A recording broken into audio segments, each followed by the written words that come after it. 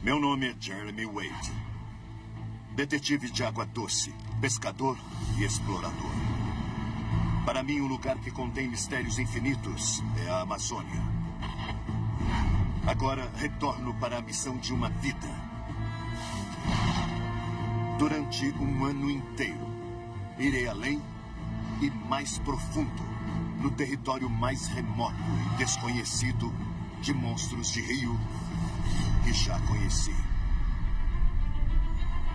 As águas do Amazonas se infiltram além da floresta e atingem áreas desoladas e perigosas de rios e pântanos, onde recentemente ouvi um relato sobre uma mutilação brutal sob a água. Tudo aconteceu num átimo. Um corte cruel que amputou a genitália de um rapaz. Mas aqui a investigação não será fácil. Esse é um lugar esquecido e, em geral, sem lei, onde algumas hidrovias escondem criminosos, além de predadores ávidos por sangue. Mas é aqui que terei que encarar o agressor secreto que caça no rio de sangue da Argentina.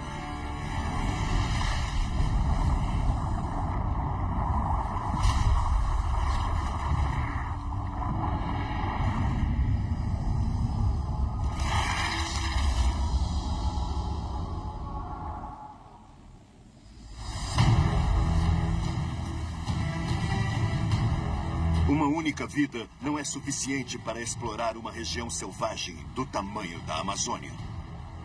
Mas as águas repletas de predadores não se detêm na borda da imensa floresta tropical. Elas avançam como tentáculos por um território mais frio de extensos pântanos e charcos. Uma área quase 4 vezes o tamanho do Texas. Alguns correm ante a perspectiva de caçar novos monstros de rio aqui. Mas, quando ouvi histórias sobre ataques, eu precisava ver. Ouvi uma história sobre o ataque sangrento contra a genitália de um rapaz no Rio Paraná. É hora de investigar um novo caso. O Rio Paraná é uma imensa artéria de água doce que atravessa essa região. Ele flui das áreas pantanosas do Brasil e percorre 4.800 quilômetros até encontrar o Atlântico Sul. Dirijo-me a esse complicado labirinto de hidrovias em busca da origem da história. Como grande parte da Argentina, essa é uma área de gado. Apesar dos riscos de alagamento, alguns ranchos ainda usam as ilhas pantanosas como pastagem. Senhor? Senhor? Boa tarde.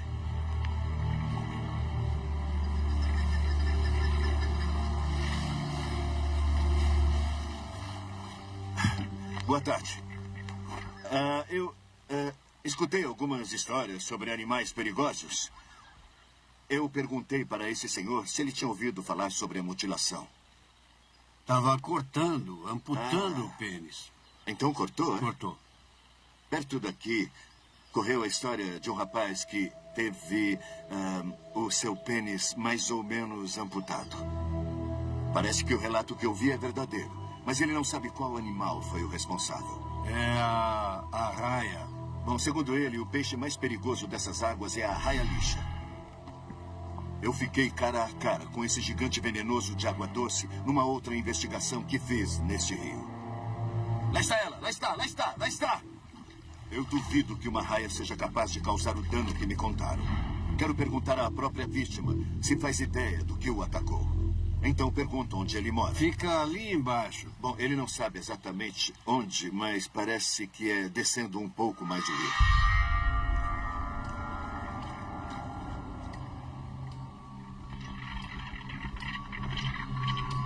No caminho, não resisto e jogo a linha na água para ver por mim mesmo o que há aqui embaixo. Troquei o interminável verão equatorial por um lugar com distintas variações de temperatura, chegando no final do inverno surpreendentemente frio dessa região. Essas histórias sobre partes do corpo amputadas me fazem imediatamente pensar nas piranhas. Mas nessa região tão ao sul, numa água que fica bem fria pelo que sei, elas não existem, então eu acho que Deve ser outra coisa. Também descarto a venenosa arraia lixa. O ferrão perfurante em sua cauda é potencialmente mortal, mas não amputaria os genitais. Mas eu conheço um peixe que pode causar a mutilação genital. O pacu, às vezes chamado de devorador de testículos. Mas ele só se tornou carnívoro quando as pessoas o levaram para o outro lado do mundo, onde a vegetação era escassa. Esse peixe, cujos dentes se assemelham aos nossos, é naturalmente vegetariano aqui, em seu lar sul-americano, onde nunca soube que tivesse causado problemas. Como estou atrás de algo com predileção por carne, vou pescar usando a isca mais sangrenta que eu conheço. Sendo este o país do gado, eu tenho aqui um pedaço de coração de boi bem sangrento e bem carnudo. Bom, ele deverá atrair a atenção de qualquer carnívoro.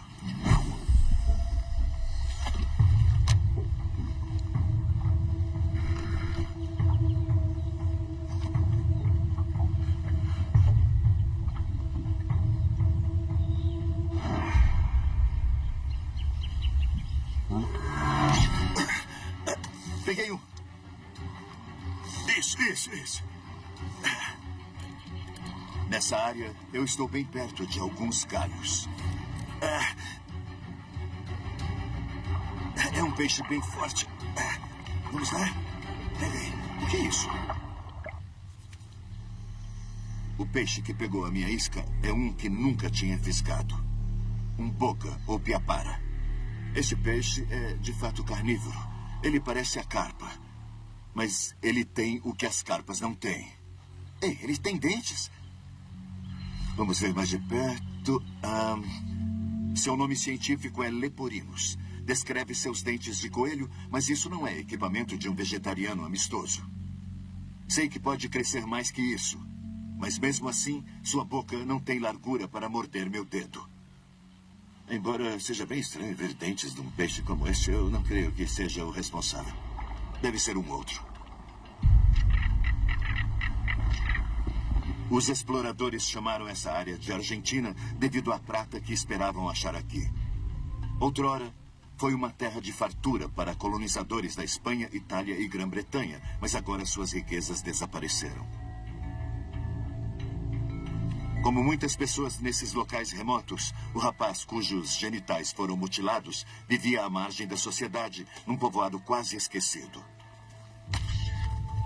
As bandeiras vermelhas identificam um santo renegado que os locais veneram.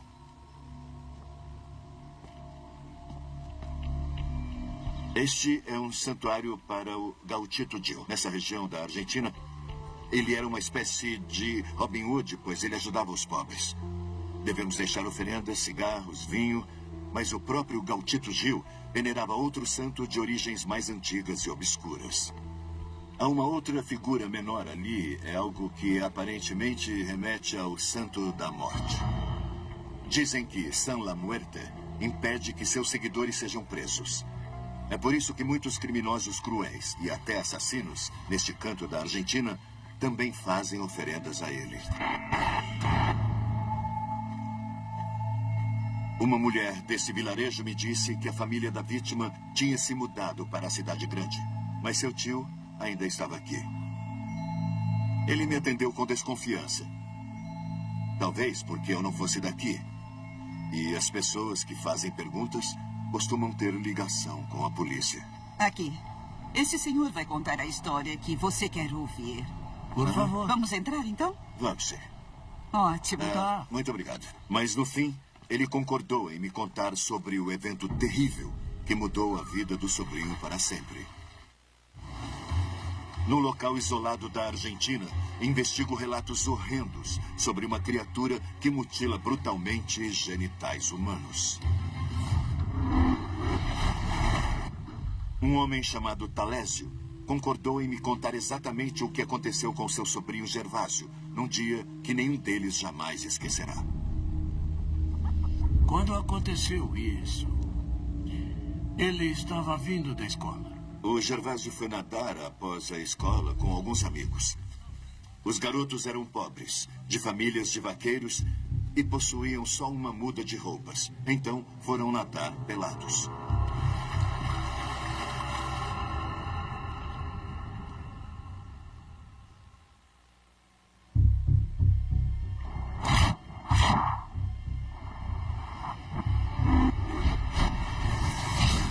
De repente, algo o mordeu.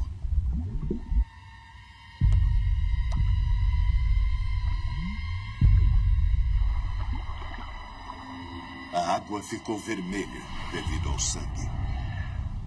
Algo havia mutilado seus genitais e retirado parte de um testículo.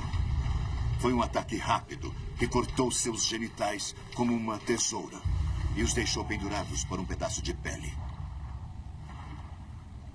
O que fez isso, obviamente, tinha uma mordida bem forte, mas o fato relevante é que não decepou inteiramente. Também devemos notar que isso ocorreu na parte da água onde as pessoas nadam, onde os animais vão, e por isso ela estava turva, então ninguém viu quem o atacou.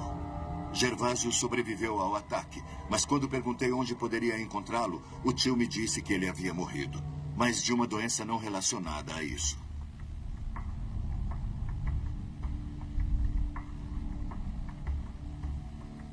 É a segunda vez que investigo ataques nas margens desse vasto rio. Grande parte do que se esconde sob essas águas ainda é um mistério para mim. Talésio disse que os moradores usam regularmente esse trecho da água onde tudo ocorreu. Parece que o local onde o Gervásio foi se banhar também é onde todos limpam os peixes. Eviscerar esses peixes aqui atraiu muitos peixinhos devido ao cheiro do sangue e das vísceras na água. Inadvertidamente, as pessoas faziam isso no local onde os garotos escolheram nadar. Como costuma acontecer, elas foram involuntariamente responsáveis por sua própria desgraça. Se as pessoas fazem isso no local todos os dias, os peixes aprendem que ali existe comida fácil. E por isso dirigem-se para lá, tentando obter algo para comer. Infelizmente para Gervásio, um peixe grande confundiu seus genitais com comida, gerando consequências desastrosas. Se um predador grande e agressivo deixou de temer as pessoas, deve haver evidências de mais ataques ao longo do rio. Mas fui alertado de que alguns trechos do rio Paraná, onde ele faz fronteira com a Argentina e o Paraguai, são rotas de saída de carros roubados para fora do país e de entrada de artigos de luxo falsos e drogas. Uma investigação descuidada nessa hidrovia remota oferece perigos abaixo e acima da superfície.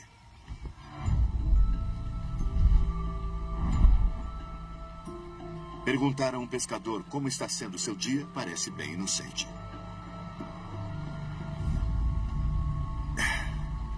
E aí, como está a pesca? Até que tá boa. Teria ele ouvido falar de algum ataque no rio? Onde ele estava? Ele estava dentro da água quando aconteceu isso. É muito interessante. Ele me contou o caso de duas pessoas que procuravam um motor que tinha caído de um barco. Um dos homens estava sob a água, procurando o motor, quando algo o mordeu.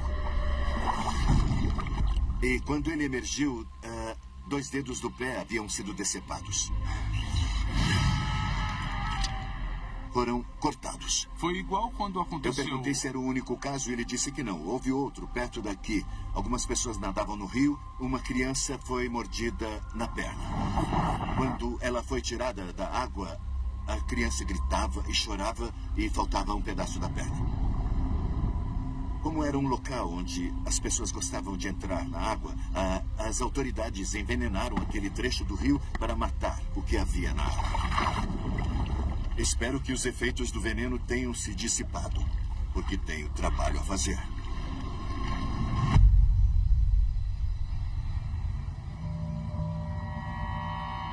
Ainda não sei se estou atrás de um caçador que usa o faro ou a visão. Um pedaço de peixe mal cheiroso, cuja forma desperte a atenção, pode atrair os 2 tipos.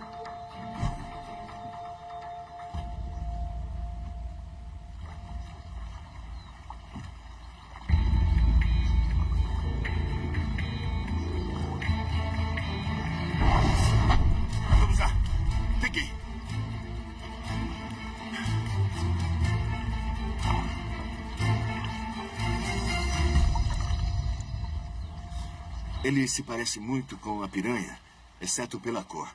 Tem o tamanho de uma piranha preta que, pelo que sei, não existe aqui.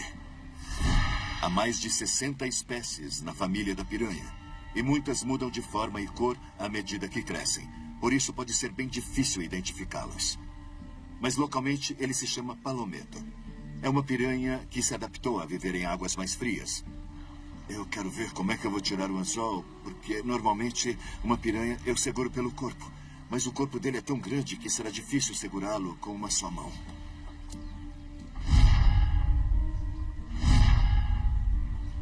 É um animal impressionante.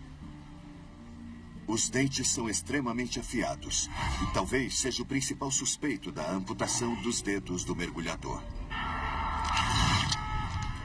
Mas as maxilas não são grandes o bastante para o corte único nos genitais do Gervásio. Às vezes, os ataques deixam uma identificação, um ferimento que eu reconheço. As marcas dos dentes talvez sejam a maior pista para identificar o responsável. Preciso localizar mais vítimas. Eram afiados. Subindo o rio, encontro um vilarejo amaldiçoado por ataques de criaturas que aterrorizam a Argentina, no Rio de Sangue.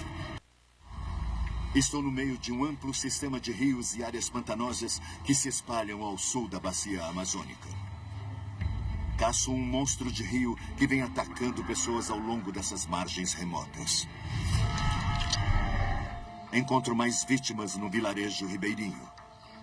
Dessa vez, não foram pessoas que nadavam no rio, mas pescavam. Soube que um garoto perdeu o dedo para uma palometa. Pelo que eu entendi, foi isso. Mas algo muito maior atacou seu padrasto. O homem pescava com uma linha de mão. E sentiu um puxão forte. Mas quando trouxe o peixe para o barco, ele se soltou do anzol e mordeu seu tornozelo. Ele ficou apavorado. Não porque pudesse mordê-lo de novo, mas porque o peixe que se debatia e mordia podia atacar sua filha pequena que estava no barco com ele.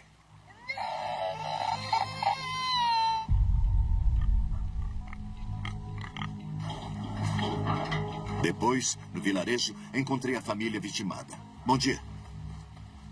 Mostre a mão para ele. O garoto viu que foi uma palometa que arrancou seu dedo. E, felizmente para mim, seu padrasto também reconheceu o peixe que o mordeu. Que peixe? Piraju. Piraju. Piraju é um nome que desconheço. Ele me diz que é bem maior que a palometa e que não foi o único homem atacado nesse vilarejo. Foi isso que o Piraju fez com a mão dele.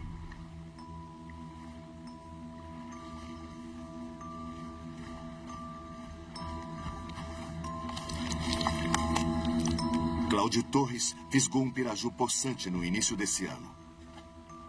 Quando ele saltou fora d'água, ainda no anzol, enterrou os dentes em seu joelho. Não há ambulatórios médicos adequados por aqui, e o ferimento foi tão profundo que levou um mês para cicatrizar. Aqui o que eu guardei. Quando o localizei, Cláudio Torres tinha um souvenir terrível. Esta aqui é a maxila inferior desse peixe. Dentes serrilhados. Há 2 fileiras e uma outra fileira interna ligeiramente menor. Nunca tinha visto dentes como esses. O peixe mais parecido seria um cabeça de cobra, mas nunca ouvi dizer que existissem por aqui. Foi ele que me fez isso. E também... isso aqui também. Dá para ver claramente onde as maxilas superiores e inferiores o acertaram, dando ideia do tamanho potencial do peixe. Teria sido um piraju o responsável pela terrível mutilação genital de Gervásio. O pescador também usou outro nome para a criatura que os atacou. Ele é o tigre do rio. Ele disse que algumas pessoas chamam esse peixe de tigre do rio. Não apenas porque ele é um predador eficiente, mas também pela coloração. Segundo ele, tem uma coloração amarela com listras negras. E outra coisa que esse peixe faz... Tigre do rio parece bem apropriado a esse peixe destemido que tem atacado pessoas nesse rio. Mas fiquei sabendo que nos meses mais frios do ano, ele não fica perto da margem, e sim nas águas profundas do canal principal do rio. Já vi os dentes de alguns peixes desse rio. Então usarei iscas artificiais robustas. Há muita água para ser explorada. O nome Paraná significa semelhante ao mar.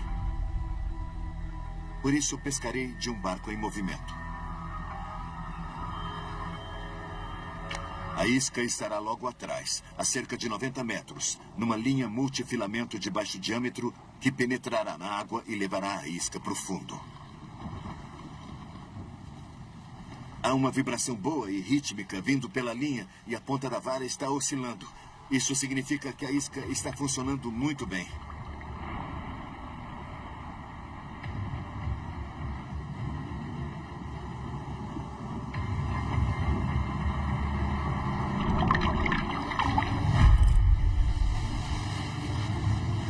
Correndo. Algo muito forte pegou a isca e a batalha começa. Tá puxando a linha, tá puxando a linha. A fisgada ocorre a uma longa distância e o peixe está lutando. Então, preciso de linha para compensar. É bem cansativo. Preciso da linha. Está puxando. É um peixe grande. O que pegou a isca é maior que uma piapara ou uma palometa. Eu espero que aguente. Na teoria, isso acaba desgastando muito o peixe e sofrer pressão vinda de cima. Mas esse peixe está resistindo demais. Na verdade, não está apenas resistindo, está exigindo linha. Essa pode ser minha única chance de ficar cara a cara com o tigre do rio. Mas ele é tão forte que tenho medo de perdê-lo. Estou à caça do tigre do rio, um peixe que tem atacado brutalmente os habitantes ao longo de um rio argentino remoto. Mas o peixe que fisguei é um lutador tão forte que tenho medo de não conseguir vê-lo. Minhas costas já começam a doer. Estão doendo muito. Senti um leve tremor aqui. Meu braço. Esse peixe ainda luta muito. E eu tô ficando cansado. Ele está lutando comigo há meia hora e não dá sinal de cansaço. Ele está puxando a linha devagar à medida que se afasta. Sempre que ele faz isso, eu fico esgotado. De repente, a situação muda. O peixe parece estar ficando mais agitado. Mas isso não é um sinal de aumento de força. Ele está se aproximando do barco. Já vai sair da água. Subindo. Já vejo bolhas na água.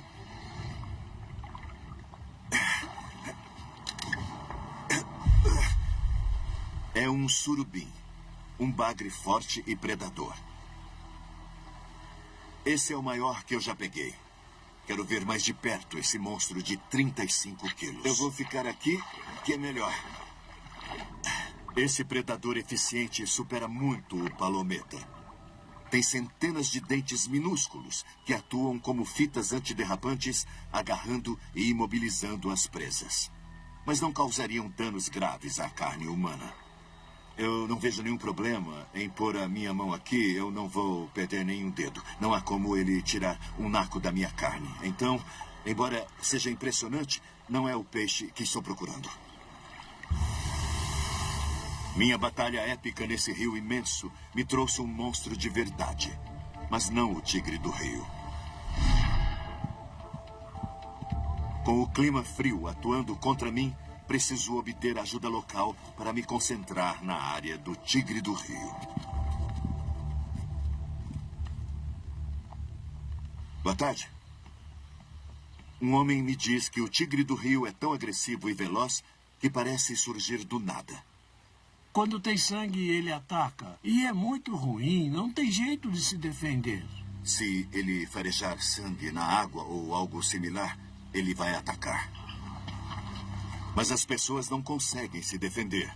Por isso, não é de admirar que alguns tenham fé no santo vaqueiro. Ele fica aqui dentro. E eu conto com a proteção dele. O homem por trás do mito era um gaúcho ou vaqueiro que foi enforcado por tentar ajudar os pobres dessa região. Uma história que ecoa até hoje. Para o rapaz Gervásio, que cresceu numa cultura de gaúcho macho, onde as pessoas aprendem a montar quase antes de saber andar, perder a virilidade para um monstro de rio deve ter sido um golpe muito cruel.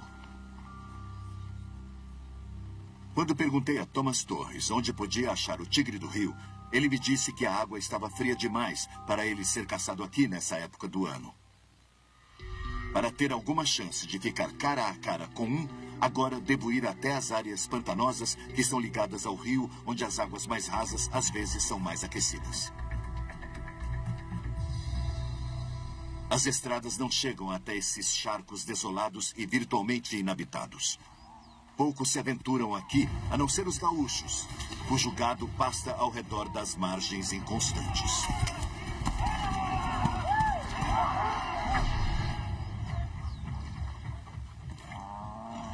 Olá, Oi. eu sou o Jeremy. Oi, tudo bem? Escuta, eu posso entrar facilmente aqui ou é um pouco... Não. O solo aqui é como um piso falso, que fica se movendo. O solo é bem traiçoeiro. A grande parte do que aparenta ser terra não é terra. Há água por baixo. Se você pisar, você vai afundar. Ele disse que os juncos flutuantes se deslocam constantemente sob o vento, redesenhando os canais. Dizem que um assassino que fugiu há 2 anos está aqui, mas a polícia não consegue localizá-lo. Será que tem tigres do rio aqui? Sim. Tem sim. Tem, mas não é fácil pegá-los. Então eu devo usar esse aqui? Uhum. Eu mostrei o anzol e perguntei se serviria. Ele confirmou, esse peixe tem muita força. Tem muita força mesmo. Quando ele ataca, a sua maxila desfere uma mordida forte. Algo menor que isso acabaria destruído. Em troca de alguns anzóis valiosos, os gaúchos concordam em me levar até um dos poucos barqueiros que sabe como se deslocar por essas águas inexploradas. Mas isso exige que eu ajude a levar o gado através de um rio quase congelante.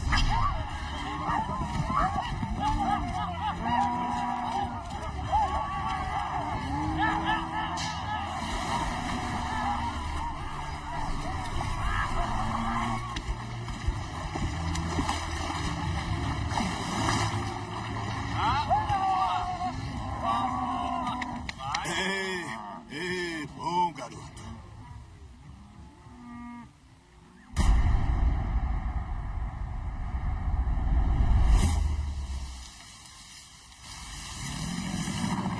De manhã bem cedo, o barqueiro Túlio concorda em me levar pelos canais remotos e infestados de jacarés.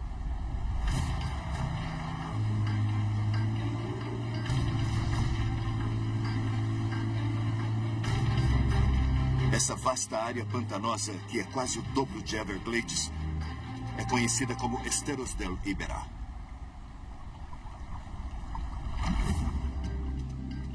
Viajei quase 800 quilômetros em busca do tigre do rio e as águas que encontro aqui não são como eu esperava. O nome indígena Iberá significa água brilhante. A água é incrivelmente límpida, mas infelizmente isso significa que o que vive aqui irá me ver antes que eu o veja. Túlio me diz que o único jeito de enganar o tigre do rio aqui é através da pesca com mosca, lançando de certa distância uma isca que imita um peixe numa linha quase invisível. Eu tento imitar um peixe pequeno, dando pequenos puxões na linha com a mão. Isso imita um peixe pequeno. Qualquer coisa carnívora que haja ali embaixo será atraída até ela. Espero que essas águas, no meio dessa área pantanosa isolada, estejam aquecidas o bastante para que o tigre do rio venha caçar.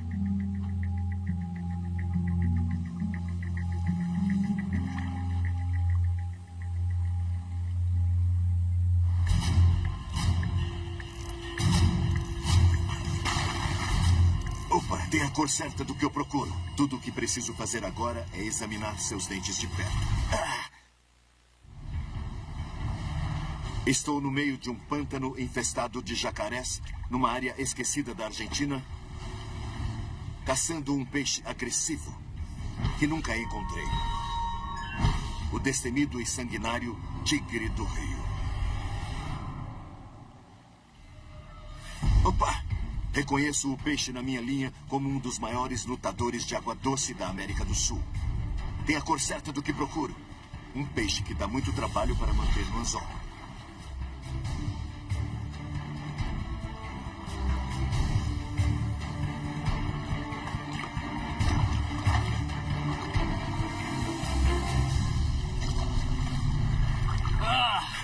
peguei. Já deu para ver as listras. Já deu para ver. Deve ser ele. Meu guia Túlio confirma que é o tigre do rio, também conhecido aqui como piraju. Mas eu o conheço como dourado, um peixe que vi apenas algumas vezes. Ele é como uma barra de ouro viva, tão dourado que recebeu esse nome. O nome faz referência à sua cor, assim como o da cidade fabulosa de El Dorado. Esse peixe musculoso é um lutador vigoroso que não é facilmente dominado. Sua bravura na linha é lendária. Sob as placas reluzentes das brânquias ficam os músculos da maxila, responsáveis pela força de sua mordida fenomenal. Bom, eu não quero chegar muito perto porque ele tem dentes. E observando aqui, o ângulo de sua maxila é equivalente ao de uma turquês. As fileiras de dentes similares a uma serra ficam parcialmente ocultas pela carne. Mas sob pressão, eles penetram profundamente. Ouvi dizer que o dourado pode atingir 30 quilos. Já dá para imaginar o dano que um peixe grande causaria. Mas se a ideia é provar que o dourado foi responsável pela mutilação genital de Gervásio, terei de comprovar isso. Bom, o que eu preciso fazer é capturar um maior do que este. Mas isso não vai acontecer aqui. Longe do calor da Amazônia, sou refém das estações. Túlio me disse que no inverno só há um lugar onde encontramos os grandes dourados. No rio Uruguai. Esse outro grande rio é ligado ao rio Paraná e o dourado patrulha os dois. Mas no inverno, o único local onde os peixes maiores ainda estão ativos é no Uruguai. Abaixo de uma represa que impede suas presas de subir o rio. Aqui, a comida é suficiente para eles caçarem em águas profundas, seja qual for a temperatura.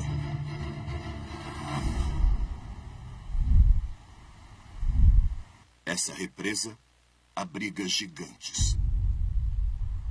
Essa estrutura enorme é a represa de Salto Grande. É um muro de concreto e aço de 3.000 metros ligando a Argentina e o Uruguai. Atrás, há um lago de mais ou menos 800 quilômetros quadrados, bilhões incalculáveis de metros cúbicos de água. A água é liberada e movimenta as turbinas, gerando eletricidade. E é nessa turbulência, abaixo das turbinas, que esse superpredador prospera. As represas são locais perfeitos para os grandes peixes. O fluxo turbulento imita corredeiras e cachoeiras onde os grandes predadores podem se esconder e se desenvolver enquanto a água castiga os peixes menores. É nessa água perigosamente agitada que eu vou pescar. Mas essa instalação de alta segurança é rigidamente controlada e por isso preciso obter acesso especial. Mas esse não é o meu maior desafio aqui. O maior desafio será atrair e depois trazer o peixe. Eu não sei, talvez o melhor seja tentar algo assim. Parece um peixe de verdade, além de ter um pouco de movimento. Acho que vale a pena tentar. Para evitar que a maxila do dourado corte a linha, terei de usar um fio de aço.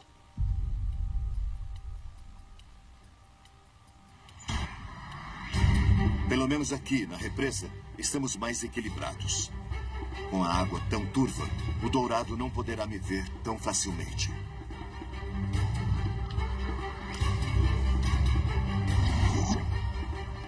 Peguei.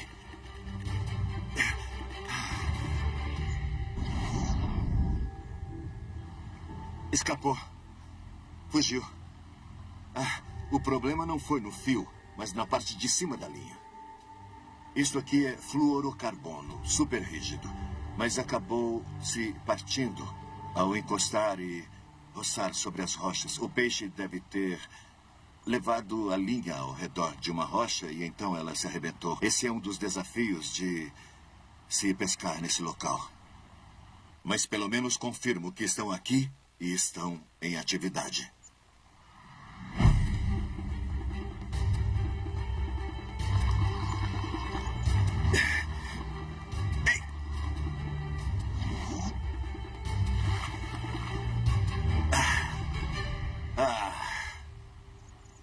Isso aqui foi cortado. Até parece que ele foi serrado. Isso aqui já era. Terei de pensar em outra coisa.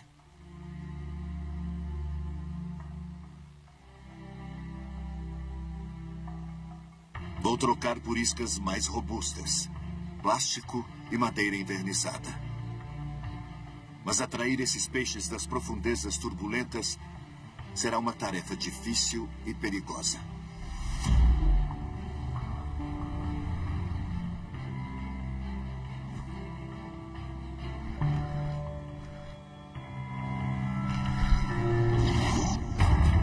Peguei um peixe. Peguei um bom peixe. Enfiar o anzol na maxila óssea do tigre do rio é uma coisa. Mantê-lo ali é outra.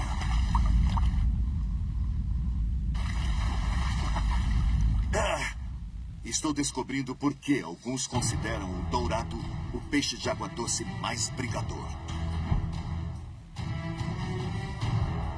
Atrair a atenção deles não é problema.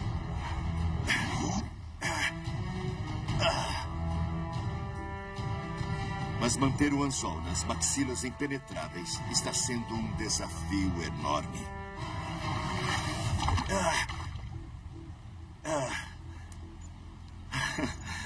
Muito bem.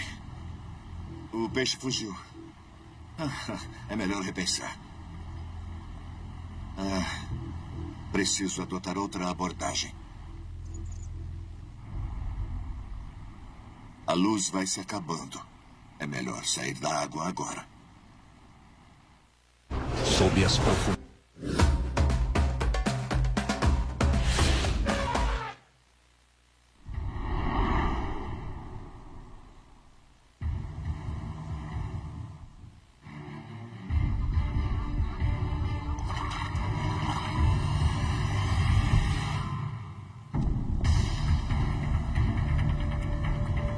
Na manhã seguinte, estou pronto para recomeçar a batalha. Mas as condições da nossa área de caça mudaram. A represa não está gerando tanta energia hoje. Os operadores cortaram o volume de água que passa pelas turbinas. A água baixou dramaticamente e, com isso, ela expôs as rochas que são locais de emboscada perfeitos para os predadores. Uma rocha como esconderijo, um pouco de água parada, algumas presas se debatendo na corrente. Se isso me servirá de alguma coisa, ainda não sei. Eu vi alguma atividade. Vou tentar atraí-los até este pedaço de plástico bem colorido.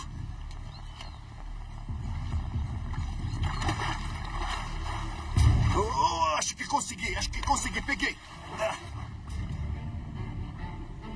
Se atraí-los, será que conseguirei manter o anzol naquela maxila dura? Num instante, algo mudou. Os peixes pararam de reagir à minha isca lá embaixo. Mas vi algo se movendo na superfície.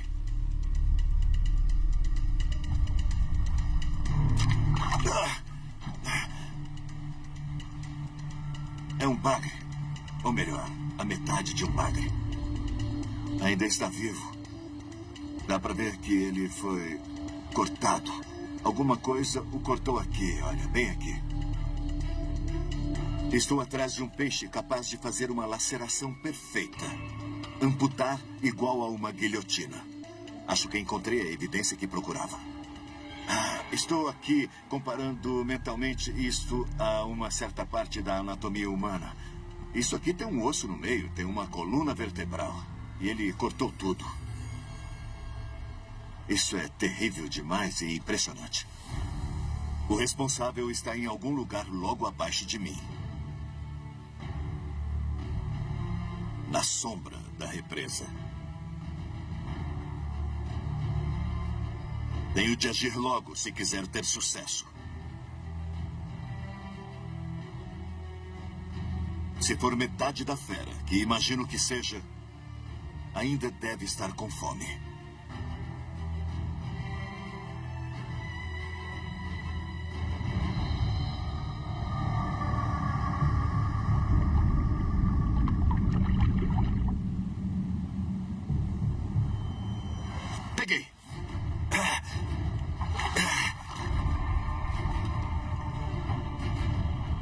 Apesar da aparência esguia e reluzente, é um monstro de rio sanguinário.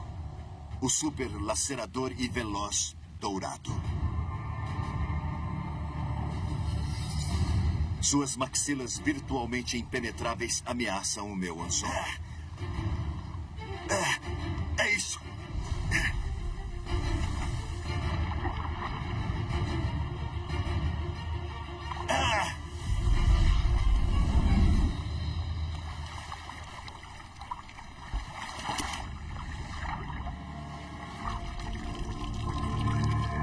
Com uma cabeça similar à do Pitbull, esse peixe imponente pesa mais de 18 quilos. Aqui está ele. É bem grande. Olha a cabeça dele. Veja os dentes. E o tamanho dos músculos da maxila que ficam na dobra da brânquia. As maxilas parecem tenazes, principalmente perto do ângulo. Muito fortes. Já abri maxilas de peixes muito maiores sem hesitar. Mas de jeito nenhum tentarei manipular a boca desse monstro escorregadio. Essa boca me faz lembrar daquela armadilha à base de molas. Não é tanto pelo tamanho ou pelos dentes afiados. É pela força bruta que aciona essas maxilas. E se você ainda tem dúvida, basta lembrar do bagre cortado ao meio. Qualquer parte da anatomia humana que fique entre essas maxilas, daqui nada consegue escapar. Vi o estrago imposto contra as pessoas ao longo do rio. E agora não tenho dúvidas de que um dourado teve velocidade, força e equipamento para mutilar a virilidade do Gervásio. Os encontros ferozes que descobri ensinam uma dura lição às pessoas que vivem ao longo do rio de sangue da Argentina. Ali embaixo, a situação é bem simples. Ou você come ou você é comido. É uma cadeia alimentar sangrenta que, em geral, ocorre na surdina, além do nosso conhecimento. Se você ficar do lado errado dessa cadeia alimentar, poderá enfrentar consequências sanguinolentas. Por esse motivo, devemos torcer muito e ter cuidado para que nunca estejamos do lado errado, na hora errada. Versão brasileira, DPN Santos.